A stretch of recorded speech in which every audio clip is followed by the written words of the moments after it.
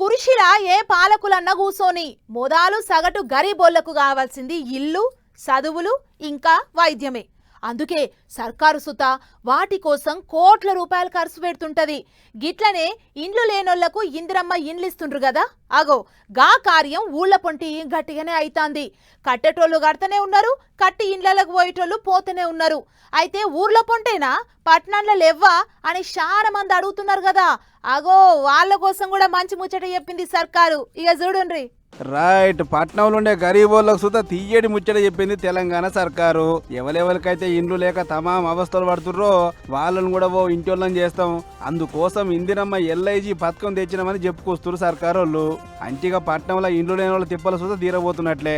ఇదే ముచ్చట మీద సోమవారం నాడు సెక్రటేరియట్ మాట ముచ్చట నడిచింది. ఇండ్ల మంత్రి పొంగులేటి సార్ మాట్లాడుకుంటా కొత్త ఇండ్లకు సంబంధించిన దరఖాస్తులు, బ్రోచర్లు, ఎన్నిండ్లు ఏం కథ అనేది అంతా కుల్లం కుల్లా చెప్పిండు. మొత్తం 24 నియోజకవర్గాల. ఇక ఒక్కొక్క నియోజకవర్గానికి 500 చొప్పున ఇండ్లు, అన్ని సింగిల్ బెడ్రూమ్ ఇండ్లు, 10 అంతరాల అపార్ట్మెంట్ల తీరు. అంటే అంతకు ముందు రాజీవ్ గృహకల్పన ఉండే కదా, అవో గా బిల్డింగ్ లెక్కనే. అయితే ఈ ఇండ్లు కట్టడానికి ఒక్కొక్క ఇంటికి 10 లక్షల రూపాయల ఖర్చు వస్తుందట సర్కారుకు. ఇక 10 లక్షల సర్కారు వాళ్ళు సబ్సిడీ కింద 5 లక్షలు భరిస్తారు. కడుమ 5 లక్షల రూపాయలు మనం పెట్టుకోవాలి. అంతేకాదు ఇంటికి సంబంధించిన కాగితాలు, రిజిస్ట్రేషన్ స్టాంపుల ముచ్చట్లన్నీ సర్కారే చూసుకుంటదట. అందుకోసం దరఖాస్తులు కూడా అప్పుడే చాలా అయినాయి. అయితే దీంట్లో ఏమైనా కులం గోత్రం చూస్తారేమో, అట్లయితే మనకి ఇల్లు రాదేమో అని పరిశాన్ కాకురి. గాముచ్చట సుధా కుల్లం కుల్లా చెప్పిండు ఇండ్ల మంత్రి. పారదర్శకంగా నీది ఏ పార్టీ అని అడగం, నీది ఏ కులం అని అడగం, నీది ఏ మతం అని అడగం. చివరికి నీకు ఇల్లు ఇస్తున్నాను కదా, రేపు మా పార్టీ తరఫున ఈ శాసనసభ్యుడు అక్కడ నిలబడుతున్నాడు, అతనికి ఓటేయాలనే కండిషన్ కూడా పెట్టాం. ఇది ఇందిరమ్మ ప్రభుత్వం, పేదోడి ప్రభుత్వం. ఈ ప్రభుత్వానికి చిత్తశుద్ధి పదే పదే చెప్తున్నాను. పేదవాడి బాగే ఈ ప్రభుత్వం యొక్క మెయిన్ ఎజెండా.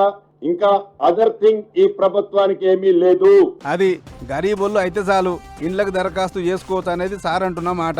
ఇందుకోసం దగ్గర పట్టున్న మీ సేవ పోయి ఆధార్ కార్డులు, ఫోటోలు ఇంకా కడమ కాగితాలు పట్టుకొని పోతే చాలు.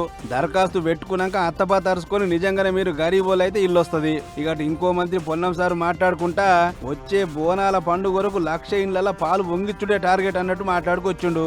మళ్ళీ బల్లకంపేట ఎల్లమ్మ కళ్యాణం లోపల హైదరాబాద్ లో 1,00,000 ఇళ్ల పంపిణీ కార్యక్రమం జరగాలనేటువంటి ఒక టార్గెట్ తీసుకొని పోతాను. తప్పకుండా అందరూ కూడా సహకరించాలి. ఇందులో గౌరవ శాసనసభ్యులు, ఇతరులు, పెద్దలందరూ కూడా రాజకీయాలకు అతీతంగా ఈరోజు ప్రభుత్వం, ప్రజాపాలన ప్రభుత్వం ఇచ్చిన తర్వాత అన్ని కార్యక్రమాలు, ఆర్థికంగా భారం పడ్డ ప్రతి కార్యక్రమాన్ని నెరవేర్చుకొని ముందుకు పోతాను. ఈరోజు సొంత ఇంటి కళ అనేది వెనుకటికి సామెత కూడా ఉన్నది, ఇల్లు కట్టి చూడు పెళ్లి చేసి చూడు అనేది. ఇలా ఇల్లును నిర్మించిచ్చే బాధ్యతను తెలంగాణ ప్రజా ప్రభుత్వం, రేవంత్ రెడ్డి గారి నాయకత్వంలో ఉన్నటువంటి ఈ మంత్రివర్గము, శాసనసభ్యులు, ప్రభుత్వం ఒక చిత్తశుద్ధితోటి ముందుకు పోతున్న అంశాన్ని దయచేసి రాజకీయ కోణాల నుంచి కాకుండా ఇంతకు చెప్పిన ఉపాధి ఉన్న చోటనే కట్టాలనే లక్ష్యంతో, ఉపాధి ఒక కాడ, ఇల్లు ఒక కాడ ఉంటే అది నిరుపయోగం ఉంటుంది అనేటువంటి ఒక పెద్ద మనసుతోటి ఈరోజు ఎంత విలువైన స్థలాలైనా ఇవ్వడం జరిగింది. ఇంటిరా ఇందిరమ్మ ఎల్ఐజీ పథకం కింద గరీబులను ఓ ఇంటి ఓనర్లను చేసుడే లక్ష్యం అన్నట్టు చెప్పుకొస్తున్నారు మంత్రి సార్లు. ఏదేమైనా ఉపాధి ఉన్నతావులనే జనాలకు ఇండ్లు ఇస్తాం, ఇచ్చిన మాట నిలబెట్టుకొని ప్రజాపాలన అనిపించుకుంటామని గట్టిగా చెప్తుర్రు. మరిగా చూసిరు కదా ప్రజలారా, దరఖాస్తులు అప్పుడే చాలైనాయట. ఆగస్టు 10 దాకా లాస్ట్ అంటారు, చూసుకోరు మరి. సందు దొరికితే చాలు ఇరుకున పెట్టాలే, పంతం బట్టైనా సరే పంచాది పెట్టాలే. ఇగో గిట్లనే నడుస్తున్నాయి రాజకీయాలు. నేరి తెలంగాణలో ఓ అంటే కయ్యం, ఆ అంటే కయ్యం అన్నట్టే అవుతుంది. పోన్లీ మస్తు ఉడుకుడుకు నడుస్తుంది రాజకీయం. సర్కారోళ్ల మీద బాణాలేసేటందుకు ఏ చిన్న ముచ్చటైనా సరే ఇడిచి పెడతలేరు ఎగస్పాటోళ్ళు. అటు అధికార పార్టీ లీడర్ సుత మాటకు మాట గట్టిగానే ఇస్తుండ్రు. ఇక చూడుండ్రి సోమవారం ఏమేమి ముచ్చట్లు నడిచినాయో. తవ్విపోసుడు, తలపోసుడు, సందు దొరికితే ఎత్తిపోసుడు, గీదే రాజకీయం అంటే. ఇక తెలంగాణలో ఓ దిక్కు మంత్రులు, ఇంకో దిక్కు మాజీ మంత్రులు ఏదో ఓ తీరుగా దినం కయ్యం కాంచుతూనే ఉన్నారు. గిట్లనే మాజీ మంత్రి హరీష్ రావు సారు పొద్దుగాల వేరే పని ఏం పెట్టుకోకుండా సీదా పట్నంలో ఉన్న నిమ్స్ దవాఖానలో తేలిండు. ఏంటికంటే బాన్సువాడ దిక్కు సర్కారు దవాఖానలో వైద్యం చేపించుకున్న బాలింతలకు ఈదర పోయి బాధరైందట, పానం ఇంగిత ఖరాబ్ అయిందట. అందుకే అక్కడి నుంచి నిమ్సుకు తోలిచ్చిండ్రట డాక్టర్లు. అట్లా ఇక వాళ్ళు ఆపదార్చుకుంటూ అందుకు పోయిండు సారు. సర్కారు దవాఖాన్లలో అంత ఆగమాగం ఉన్నది అన్నట్టు గట్టిగానే గరం అయిండు. భద్రాద్రి కొత్తగూడెం ఆసుపత్రిలో వైద్యం అందక నిలబడి డెలివరీ, ఇక్కడేమో 10 మందికి మీరు సి సెక్షన్ చేస్తే వాళ్ళు మొత్తం కూడా ఇవాళ తీవ్రమైన ప్రాణాపాయ పరిస్థితుల్లో ఉండడం, ఇవాళ డయాలసిస్ మీద వెళ్ళినటువంటి పరిస్థితి. ఇవాళ ఎంత ఇంకా చివరికి వాళ్ళు చెప్తా ఉన్నారు, పిల్లలకు పాలిస్తే ఆ పిల్లలకు కూడా ఇన్ఫెక్షన్ సోకి నీలోఫర్ ఆసుపత్రిలో ఆ పసిపిల్లలు చికిత్స చేసుకునేటువంటి పరిస్థితి. అంటే తల్లులకు సోకినటువంటి ఇన్ఫెక్షన్ పాల రూపంలో పసిపిల్లలకు కూడా చేరి ఆ పిల్లలు కూడా ఈరోజు జాండీస్ తో రకరకాల ఇబ్బందితో నీలోఫర్ ఆసుపత్రిలో ఆ పిల్లలు చికిత్స పొందుతున్నటువంటి పరిస్థితి ఏర్పడ్డది. ఇంకో దిక్కు తెలంగాణ భవన్లో బాన్సువాడ లీడర్లను కారు పార్టీలో షరీకు చేసుకునే కార్యం నడిచింది. అక్కడ ఇంకో మాజీ మంత్రి కేటీఆర్ సార్ ఎట్లా బాణాలు వేసిండో చూడండి. ఓ దిక్కేమో మొత్తం రిజర్వాయర్లన్నీ డెడ్ స్టోరేజ్ పోయినాయి, ప్రభుత్వం ఏమో కోల్డ్ స్టోరేజ్లు ఉన్నది. మాట్లాడతలేడు, పని చేస్తలేడు. నిన్న మొన్న ఏదో మీటింగ్ పెట్టిండట, కరువు పరిస్థితులు వచ్చినాక ఇప్పుడు మీటింగ్ పెట్టినట్టు. కరువు రానే వచ్చే రైతులు బాధ వడనే పడుతుంది. ఇన్ని రోజులకు మేల్కొన్నావు. ఎప్పుడు చెప్పారు శాస్త్రవేత్తలు? 6 నెలల కిందే చెప్పారు ఎల్ నీనో వస్తుంది అని 6 నెలలకేం చెప్తున్నారు. 6 నెలలకు దొంగలు పడ్డాక 6 నెలలకు కుక్కలు మొరిగినట్టు ఇప్పుడు మీటింగ్ పెడతాడు. ఏం చేస్తావు మీటింగ్ పెట్టి? ఇప్పుడు ఎవడు బతికిండు ఎవడు చచ్చిండు చూస్తావా? ఏం చేస్తావు? Banswada MLA Pocharam sir car దిగిపోయి చేతులు చేయేసే కదా, దాని మీద ఏమన్నాడో చూడండి మాజీ మంత్రి. పోచారం శ్రీనివాస్ రెడ్డిని రాజకీయ భవిష్యత్తును ఆయన బొంద పెట్టుకున్నాడు, బండ పెట్టుకుని ఆయనే బాయిల దుంకిండు. మనం ఏం చేసేది లేదు. ఆయనని ఇవాళ దేవుడు కూడా కాపాడలేడు. ఆ తెలంగాణ తిరుమల దేవుడు ఉన్నాడు కదా వెంకన్న, ఆ వెంకన్న స్వామి శాపం కూడా ఆయనకు తగులుతుంది. గట్ల నడిచింది కేటీఆర్ సారు ముచ్చట. ఇక అటు జగిత్యాల దిక్కు పెదవంచి జీవన్ రెడ్డి సారు సుత పెద్ద పంచాయతీ మోపు చేసిండు.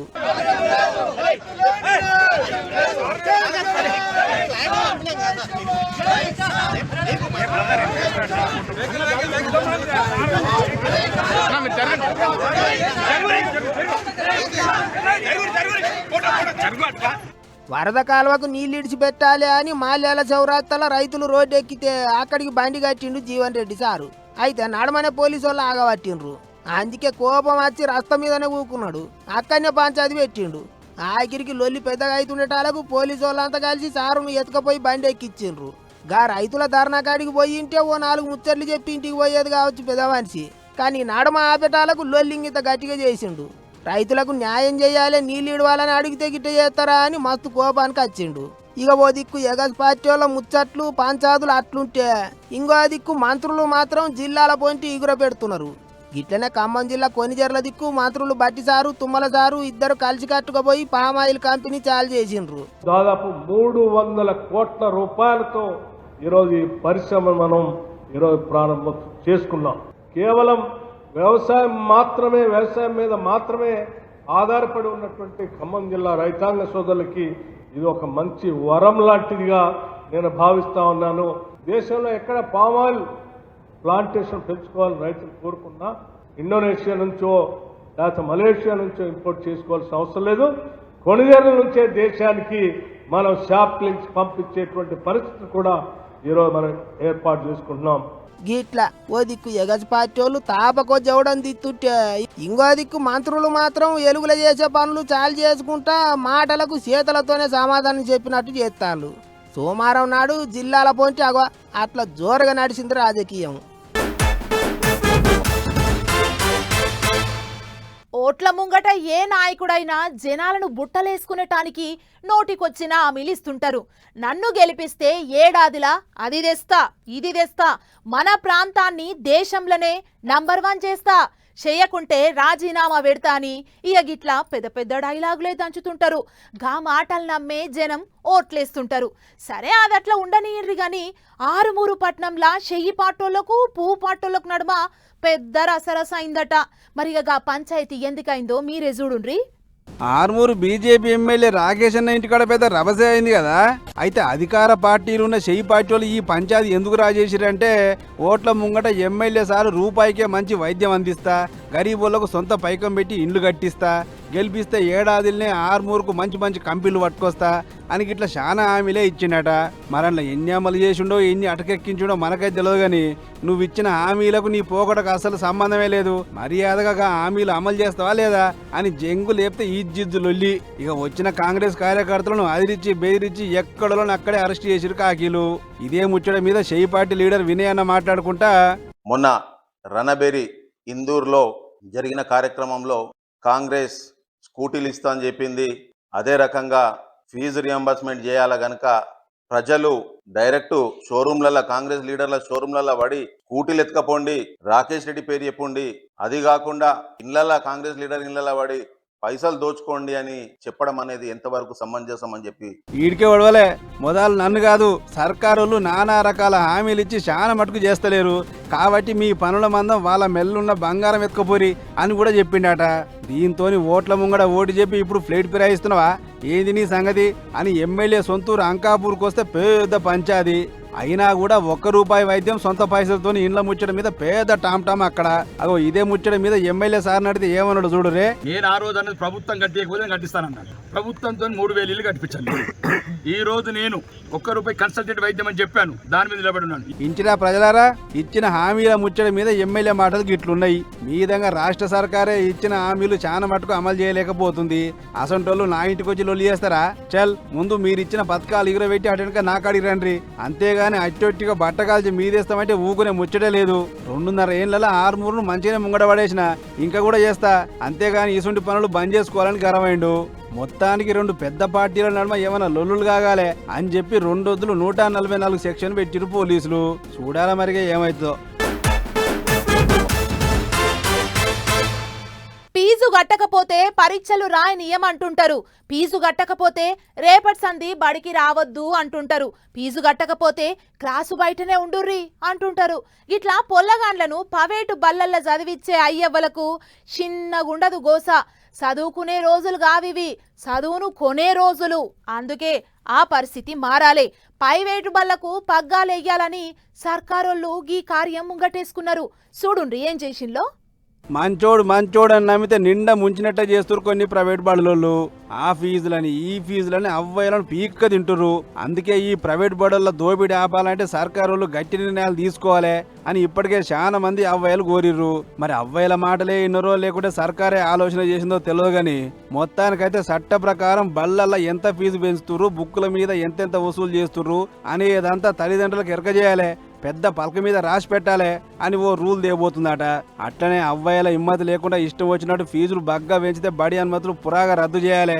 బళ్ళే బుక్కులు కొనుడు, బట్టలు కొనుడు అని గిసొంటి వచ్చిరాని రూల్స్ పెడితే అసలు బడి పర్మిషనే రద్దు చేయాలని ఆలోచన చేస్తున్నారట. ఈడికే ఒడవలే ప్రైవేట్ బళ్ళలో నడిచే బస్సులు భద్రత పాటించాలి, బండ్లు నడిపే డ్రైవర్ సుత నియతి ఉండాలి. ఏం చేసినా సుత సర్కారుకు జవాబుదారితనంగా ఉంటేనే లెక్క, లేకుంటే మాత్రం ప్రైవేట్ బడి అనేది వద్దని ఆలోచన చేయబోతున్నట. అందుకోసం ఇప్పటికే మాట ముచ్చట నడుస్తుందట. ఎంత వీలైతే అంత దబ్బన చట్టం తీసుకొచ్చి ప్రైవేట్ బడులకు ముక్తాడేయాలని చెప్పి సర్కార్ గట్టినే తిప్పలబడుతుంది. ఇక ఈ ముచ్చటెరికైనాక తల్లిదండ్రులు ఊకుంటారా? మొత్తానికి మా గోసిన్నర్ సారు ఇప్పటికన్నా ఈ ప్రైవేట్ బళ్ళను కంట్రోల్లో పెట్టుర్రి, వాళ్ళ దోపిడీ చేయంగా మా జేబులు గుల్లైపోతున్నాయని చెప్పి మొర మొత్తుకుంటారు. మరిగా సర్కారు చేస్తున్న ఆలోచన ఎన్నడు ముంగడ పడుతుందో ఏమో చూడాలిగా.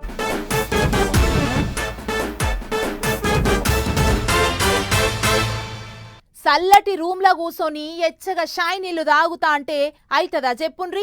మంత్రులు అన్నాక 4 దిక్కులు తిరగాలే, 4గురిని మందలియ్యాలి. ఎప్పుడు పడితే అప్పుడు చెప్పకుండా చెకింగులకు పోతుండాలి.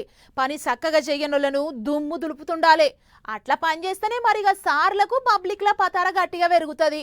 ఆగో అంటనే ఉన్నా ఏపీ మంత్రి నాదెండ్ల సారు ఎక్కడికో పోయి చెకింగులు చేస్తూనే ఉన్నాడు. పాండ్రి అట్లా పోయి చూసొద్దాం. ఆంధ్ర అన్నపూర్ణమ్మ అని పిలుచుకునే డొక్క సీతమ్మ పేరు మీద బడి భోజన పథకం నడిపిస్తుండ్రు ఏపీ సర్కారోళ్ళు. మరిగా మానీయురాలి పేరుకు తగ్గట్టే గొప్పగా ఉండాలి పొలగాండ్లకు పెట్టే తిండి. అందుకే పొలగాండ్ల కొరకు ఎటువంటి తిండి తయారు చేస్తాండ్రు, మంచిగా వండుతుర్రా లేరా అని సోమవారం పూట గుంటూరు జిల్లా మంగళగిరిలో ఉన్న అక్షయ పాత్రోళ్ళు అన్నం కూరలు వండే తావుకు పోయిండు మంత్రి నాదెండ్ల మనోహర్ సారు. ఇట్లా ఆడికి పోయినాక అంతటా తిరిగి చూసిండు. సాయి బండ్లకు పోయి నీట్గా పెట్టుకుంటారా లేదా, ఉప్పులు పప్పులు మంచిగా ఉన్నాయా లేదా అని చెకింగులు చేసిండు. రూపాయి ఎక్కువైనమాయే పొలగాండ్లకు మాత్రం మంచి తిండి పెట్టాలని గట్టిగా చెప్పిండట మంత్రి సారు. ఇక చూడరి మైకుల ముంగలికి వచ్చి ఏమన్నాడో. కొన్ని సమస్యలు మీ ద్వారా కూడా క్షేత్రస్థాయిలో పర్యటిస్తున్నప్పుడు కూడా అన్నం సరిగ్గా ఉడకలేదనో లేకపోతే కొంచెం ముద్దగా మారిందనో ఈ ప్రస్తావన వచ్చినప్పుడు మా కమిషనర్ గారు, మా డైరెక్టర్ గారు, అదేవిధంగా లీగల్ మెట్రాలజీ నుంచి మరియు ఫుడ్ సేఫ్టీ నుంచి మా ప్రజాప్రతినిధులు అందరూ కూడా కలిసి ఈరోజు పర్యటించాం. అసలు వాస్తవాలు ఏంటి, ఏ విధంగా చిన్న మార్పులు చేస్తే ఆ సమస్యను అధిగమించే దానిపైన కొంతవరకు అవగాహన ఈరోజు వచ్చింది. గదన్నట్టు బడి పొలగాన్లు ఇంటికెళ్ళి టిఫిన్ బాక్స్ తెచ్చుకోకుండా సర్కారే చక్కటి పువ్వు పెట్టాలని మంత్రి సారు ఆపొచ్చనా. ఇక ఆ ముచ్చట అట్లుంటే ఎట్లయితే సారు అక్షయ పాత్రకు పోయి అన్ని తీర్లు అరుచుకున్నాడు అట్లనే రాష్ట్రం అంతటా కూడా చెకింగులు చేయాలి, అట్లనే ప్రైవేట్ ఓటర్ల మీద కూడా నజర్ వేయాలి అని కోరుకుంటున్నారు జనాలు. ఎందుకంటే నిన్నయాల ఓటర్ల పోటీ తిండి అసలే మంచిగా ఉండలేదు, అంత ఆగమాగం చందన అన్నట్టే ఉంటుంది. ఎటు చూసినా బల్లి పడ్డది, ఈగ పడ్డది, జిల్ల పురుగు పడ్డది, ఇవే ముచ్చట్లు. అందుకే మంత్రి సారే స్వయంగా పోతాడా లేకపోతే ఆఫీసర్లను హుషారు చేస్తాడా, ఎటనో ఓ తీరుగా ఓటర్ల పోటీ కూడా చెకింగ్లు చేయాలి అని అడుగుతారు పబ్లిక్. మరి ఏం చేస్తాడో సారు. నిన్నయాల టెక్నాలజీ బగ్గా పెరిగిపోయి తప్పిపోయినోళ్లను పట్టుకునుడు చాలా హల్కగా అయిపోయింది. సీసీ కెమెరాలు, ఫోన్ల టవర్లు, పోలీసు చెక్ పోస్టులు ఇవి బందోబస్తుకుంటే కథం అడ్రస్ గంటల దొరికిపోతాంది. ఇగో గిట్లనే గా నంద్యాల జిల్లాల ఓ బుజ్జమ్మ తప్పిపోయిందట. మరి ఈ తొవ్వ తప్పిన బుజ్జమ్మ ఎంటనే దొరికిందా లేకుంటే పోలీసులు తుని బుజ్జమ్మ జాడ కోసం లెంకుతున్నట్టు ఇంకా లెంకుతుండ్రా? అరుచుకుందాం పాండ్లి. నంద్యాల జిల్లాల జర్రసేపట్ల ఎంత పరిశాన్ అయిందో చూడురమ్మా. యోగిడ కనబడుతుంది చూడు, ఈ బుజ్జమ్మ పేరు ప్రణవి. నంద్యాల పట్నం వైఎస్ఆర్ నగర్లో ఉంటారట. అయితే ఐతారం పూట వాళ్ళ ఇంటి దిక్కు ఆడుకుంటా చేరిన ఈ చిన్నారి ఎట్లనో కాడగలిచింది. ఇంతలో అవ్వయ్యలు అటు ఇటు దోలాడితే ఎక్కడ కనపల్లే.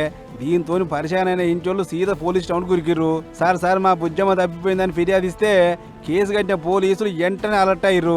ఆల్చం చేస్తే కాకినాడ బుజ్జమ్మ లెక్కనే కాగాలే అని చెప్పి జప రంగంలో దిగిర్రు. అందాజ 200 మంది పోలీసులు గుంపు లెక్క విడిపోయి ఎంకులాట చాలా చేయనే చేసిర్రు. అట్లా ఎక్కడోళ్ళు అక్కడ గట్టిగా నజరేసి దోలాడితే గంటల టైంలో బుజ్జి జాడ దొరికింది. దీంతో అమ్మయ్యా అని ఊపిరి పీల్చుకున్న కాకీలు బుజ్జిని వాళ్ళ అవ్వయ్యలకు అప్పచెప్పిర్రు. ఇదే ముచ్చట మీద కాకీలు మాట్లాడుకుంటా పొలగాలను ఎప్పుడో కంట కనిపెట్టుకొని ఉండాలి, లేకుంటే ఇసుంటి పరిచయం అవుతుంది అని పూసగుచ్చిర్రు. సరే జర్రసేపట్లో దోలాడిన పోలీసుల పనితనాన్ని మనంగిన తారీఫ్ చేద్దాం, కాదంటలేం గాని కాకినాడ జిల్లా తునిలా పాప తప్పిపోయి నెల నడదానికి వస్తుంది. ఇదివర దాకా ఏడుందో తెలవకపాయ, ఎట్లుందో తెలవకపాయ. ఇదే 100 మంది పోలీసులు ఆడసుత రెక్కి చేసి దోలాడిర్రు. అయినా కూడా చిన్న క్లూ సుత దొరకలేదు. మరిగా పాపజాడ ఎట్లా కనుక్కుంటారో ఏమో గాని బిడ్డ తప్పిపోయిన కాంచి అవ్వయ్యలు కూడుకు పడ్డట్టే ఉన్నారు. జర వాళ్ళ మొక్కలు చూసిన బిడ్డ జాడ కనిపెట్టురు సార్లు అని అడగబట్టి ముచ్చట చూసిన జనాలు. ఇయాల రేపు యూత్ పొల్లగన్లదే నడుస్తున్నది రాజ్యం. వాళ్ళు సై అంటే సయ్యి, నై అంటే నయ్యి. అందుకే రాజకీయాలు కూడా యూత్ పొల్లగాన్ల చుట్టే తిరుగుతున్నాయి. అన్నిటికి మించి జెంజీకి కోపం రావద్దని కోరుకుంటున్నారు చాలా మంది. ఎందుకంటే వాళ్లకు కోపం వస్తే దేశాలే ఆగమైపోతున్నాయి.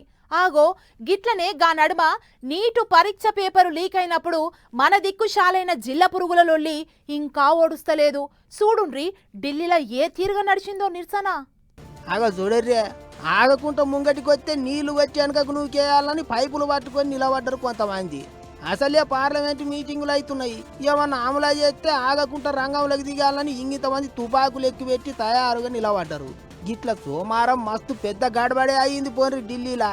సెంటర్ చదువుల మంత్రి ధర్మేంద్ర ప్రధాన్ రాజీనామా పెట్టాలని జిల్లా పురుగులంతా జంగులాడాయి చేసిండ్రు. గదే కాక్రోచ్ పార్టీ మద్దతుదారులంతా కథం దొక్కినరా అన్నట్టు. చానొద్దుల సంధి తీరొక్క నిరసన చేస్తున్నోళ్ళు దాన్ని ఇంగింత పెద్దగా చేసేందుకు సోమవారం పార్లమెంటు కాడికి పోవాలని బాట పట్టిండ్రు. కానీ పోలీసు వాళ్ళు పర్మిషన్లు ఇవ్వకపోవడంతో లొల్లి గట్టిగా అయింది. కాకీసార్లు లాఠీలకు పని చెప్పినా సరే ఎవ్వరు వెనకకు తగ్గలేదు. పొట్టు వాన పడుతున్నా సరే పట్టి ఇడవలేదు. అటు పార్లమెంట్లో సుత ఎగస్ పార్టీ వాళ్ళు పేపర్ లీకుల మీదనే పంచాది పెట్టిండ్రు. లోపల బయట 2 దిక్కుల రచ్చ అయింది. అందుకే ఇట్లా అయితే కాదని ఒకళ్ళిద్దరు సెంటర్ మంత్రులు బయటకు వచ్చి గా జిల్లా పురుగుల పార్టీలో ఎవరైతే పెద్ద మనుషులు ఉన్నారో వాళ్ళని పిలుచుకొని మాట ముచ్చట్లు చేసిండ్రాట. అంతేకాదు మొన్నటిదాకా ఉపాసం ఉండి నిరసన చేసిన సోనం వాంగుచుక్ అనేట ఆయనను కూడా దవాఖానకు పోయి కలిసి వివరం చేసిరట సర్కారు వాళ్ళు. ఇట్లా ఏడికైతే ఆడికి చూసుకుందాం అన్నట్టే అయ్యింది కిరికిరి. నీళ్లు కొట్టిన అయ్యింది లేదు, కండ్లు మంటే గ్యాస్ కొట్టిన అయ్యింది లేదు, తగ్గపరి చేసిండ్రు లడాయి. చినికి గాలివాన అయినట్టు చిన్నగా మెల్లగా చాలైన జిల్లా పురుగుల లొల్లి ఇప్పుడు బాగా ముదిరింది. ఇప్పటికైతే అందరినీ సామరస్యం చేసేందుకు సెంటర్ వాళ్ళు గట్టిగానే తిప్పల పడుతుర్రు. కానీ ముందు ఇంకెంత దూరం పోతుందో ఏమో మరి చూసుకుంటూ పోవాలి. మన మనిషికి కాళ్ళు చేతులు ఎట్లనో ఇప్పుడు ఫోను కూడా అట్లా తయారైంది. పెద్దోళ్ళ సంగతి ఎట్లున్నా నడుస్తుంది గాని నేరి చిన్న పొలగాండ్లైతే ఫోను చూసి చూసి ఆగమైతుండ్రు. కండ్లు ఖరాబు, దిమాగ్ ఖరాబు, మొత్తం జిందగీనే ఖరాబ్ చేసుకుంటుండ్రు. ఆఖరికి బువ్వ దినాలన్నా ఖచ్చితంగా ఫోన్ ఉండాల్సిందే. సుట్టమై వచ్చి దయ్యమై వట్టినట్టు చేస్తుంది సెల్లు ఫోను. అందుకే ఇగో పొలగాండ్లతోని సెల్లు ఫోను బంద్ చేయించనీకే గీ టీచరమ్మ ఏం చేసిందో చూడుండ్రి. మేసేయాలకు కూసినట్టు కూసేయాలకు మేసినట్టు పిల్లలకు వద్దు వద్దన్న ఊకే ఫోన్లో మూతి పెడితే అందరిగా గీ లెక్కనే చేయాలి. ఇక అసలు ముచ్చట్లకు పోతే గిది ఓ ప్రైవేటు బడి. పొలగాన్లతోని ఫోన్ చూసుడు బంద్ పెట్టియాలని ఇక్కడ పనిచేసే టీచర్ అమ్మ పెద్ద ప్లానింగే వేసింది. కథ దర్శకత్వం అన్ని తానే చేసింది. పొలగాన్లను తరవైన కూసున్న పెట్టి అచ్చం తాను కూడా వాళ్ళ లెక్కన మారిపోయింది. అసలు కథ సురువు చేసింది. అవి చూడర్రే, బడికేంచి రాగానే బస్తా పక్కకు బారేసి ఫోన్ ఒత్తుతుంటే అమ్మొచ్చి బువ్వ తినిపించినట్టు, నాకు బువ్వొద్దు ఏమొద్దని ఫోన్ చూసుకుంటా కూసున్నట్టు, అటెనక జర చేపటికి చదువుకో బిడ్డ అంటే నాకు చదువద్దు ఏమొద్దని ఫోన్ ఒత్తుకుంటా కూసున్నట్టు, ఆఖరికి గట్ల ఫోన్ ఒత్తి ఒత్తి చూసి చూసి కండ్లు ఖరాబ్ అయితే డాక్టర్ అమ్మ దగ్గరికి పోయి పట్టి కట్టించుకున్నట్టు, అంత సినిమా చూపించినట్టే పొలగాన్ల ముంగట డ్రామా చేసి చూపించింది టీచర్ అమ్మ. డ్రామాను ఎట్లా రక్తి కట్టించింది అని అంటే ఫోన్ చూసి చూసి టీచర్ అమ్మకు నిజంగానే కండ్లు పోయినాయేమో అనుకుర్రు పొలగాన్లు. మస్తు బుగులు పట్టిండ్రు. ఇగో ఇప్పుడు చూడండి ఫోను అని తీసుకుపోయి ఇస్తుంటే ఏ వద్దు వద్దు మాకు ఫోనే వద్దు అని భయపడ్డరు. చాలా మంది ఏడుపు చాలు చేసిండ్రు. మాకు ఫోన్ వద్దంటే వద్దు అనుకుంటా రాగం తీసిండ్రు. అట్లా చిన్న డ్రామా ఆడి పొలగాన్లను మళ్ళా ఫోన్ అనేది ముట్టుకోకుండా చేసింది టీచర్ అమ్మ. ఇక ఈ వీడియో ఇంటర్నెట్లో ఇరుగ మరగ తిరుగుతుంది. ఇప్పుడు టీచర్ అమ్మ చేసిన ఐడియాకు మస్తు మెచ్చుకుంటున్నారు జనాలు. అయ్యా వాళ్ళు కూడా పిల్లలకు గిట్లా మంచిగా సమజయ్యేటట్టు నయానో భయానో చెప్తే ఇక పొలగాన్లు ఫోన్ జోలికే పోరు అని కామెంట్లు పెడుతున్నారు ఇంతమంది నెట్టన్నలు. చూసిండ్రు కదా, ఇవి మన పటాస్ న్యూస్ల ముచ్చట్లు. మళ్ళీ రేపు కూడా మంచి మంచి ముచ్చట్లతోని కలుద్దాం. నమస్తే.